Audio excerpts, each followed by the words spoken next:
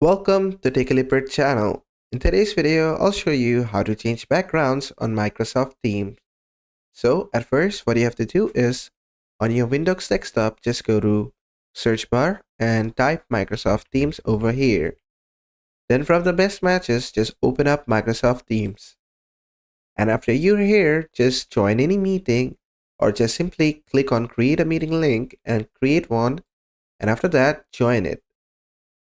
And then just configure your microphone and audio settings and just configure your camera as well. Then just click on join now.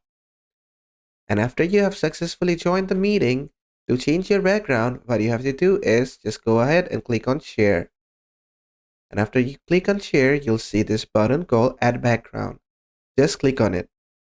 Then just choose any of the background from over here. You can choose this one or this one, whichever you prefer. So make sure to give it a few seconds, it will download and then be used as your background. You can simply select any of them, all of these are free. And basically that is it. And that is how to set a background on your Microsoft Teams.